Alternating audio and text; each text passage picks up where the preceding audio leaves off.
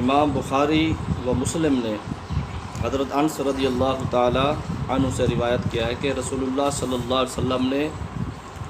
2 مینڈھے چت قبرے سینگ والوں کی قربانی کی، انہیں اپنے دست مبارک سے ذبح کیا اور بسم اللہ واللہ اکبر کہا۔ کہتے ہیں کہ میں نے حضور اکرم صلی اللہ علیہ وسلم کو دیکھا کہ اپنا پاؤں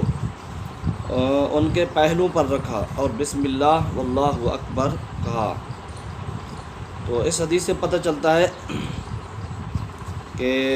جو آدمی قربانی کر رہا ہو وہ خود اپنے ہاتھوں سے اگر ذبح کرے تو یہ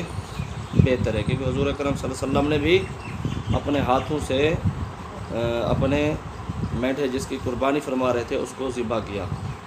اور بسم اللہ واللہ اکبر پڑھنا چاہیے، اس میں بتایا۔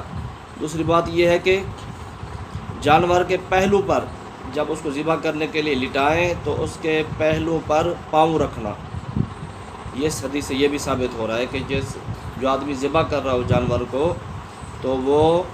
اس کے پہلو پر پاؤں رکھے پھر اس کو ذبح کرے، ٹھیک ہے نا۔ یہاں بھی آپ نے دیکھا ہوگا کہ جو ذبح کرتے ہیں پاؤں اس کے پہلو پر رکھتے ہیں، ٹھیک ہے نا، بکری ہو یا بڑے جانور ہو جو بھی ہو۔ اچھا، ایک اور حدیث ابو داؤد اور نسائی نے حضرت عبداللہ بن عمر رضی اللہ تعالیٰ عنہما سے روایت کیا کہ رسول اللہ صلی اللہ علیہ وسلم نے فرمایا مجھے یوم اضحیٰ کا حکم دیا گیا ہے، یعنی 10ویں ذی الحجہ کو عید منانے اور قربانی کرنے کا حکم دیا گیا۔ اس دن کو خدا نے اس امت کے لیے عید بنایا۔ ایک شخص نے عرض کی یا رسول اللہ صلی اللہ علیہ وآلہ وسلم، یہ بتائیے کہ اگر میرے پاس منیحہ کے سوا کوئی جانور نہ ہو تو کیا کسی کی قربانی کر دوں؟ فرمایا نہیں، ہاں تم اپنے بال ناخن ترشواؤ، مونچھیں ترشواؤ، موئے زیر ناف مونڈھو، اسی میں تمہاری قربانی خدا کے نزدیک پوری ہو جائے گی۔ یعنی جس کو قربانی کی توفیق نہ ہو نا تو اسے ان چیزوں کے کرنے سے قربانی کا ثواب مل جائے گا۔ دیکھیں اس حدیث میں یہ آیا کہ صحابی نے عرض کیا کہ یا رسول اللہ صلی اللہ علیہ وسلم میرے پاس منیحہ جانور ہے اور کوئی جانور نہیں ہے۔ عرب میں رواج تھا کہ جس شخص کے پاس دودھ پینے والا جانور نہیں ہوتا تھا نا اور اس کو دودھ کی ضرورت ہوتی تھی اس کے بچوں کو، تو دوسرے لوگ جو ہوتے تھے جن کے پاس دودھ والا جانور ہوتا تھا وہ اس کو جانور دے دیتے تھے کہ تم جو ہے اس جانور سے فائدہ اٹھاؤ، نفع اٹھاؤ، اس کا دودھ پیو، جب تمہاری ضرورت پوری ہو جائے تو یہ جانور پھر ہمیں واپس کر دینا، ٹھیک ہے نا۔ یہ عرب میں رواج تھا، جانور دودھ پینے کے لیے دے دیتے تھے، جس کو ضرورت ہوتی تھی اس کو دے دیتے تھے، جب اس کی ضرورت پوری ہو جاتی تھی پھر وہ جانور واپس کر دیتا تھا، تو اس جانور کو کہتے تھے منیحہ،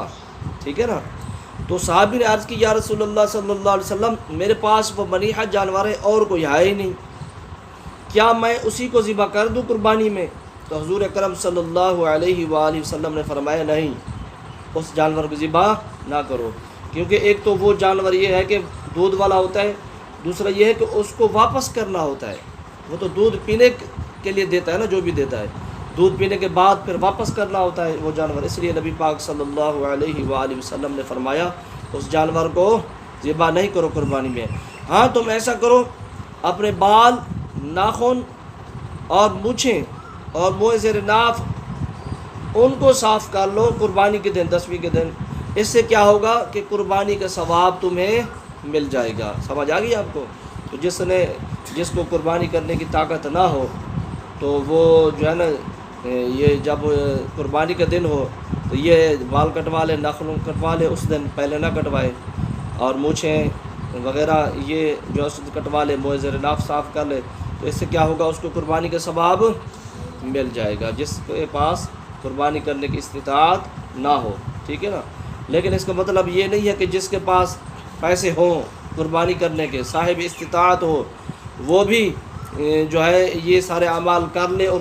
قربانی نہ کرے تو اور یہ سمجھے کہ مجھے قربانی کا ثواب مل گیا، تو یہ ایسا نہیں ہے، ایسا نہیں ہے، ٹھیک ہے نا۔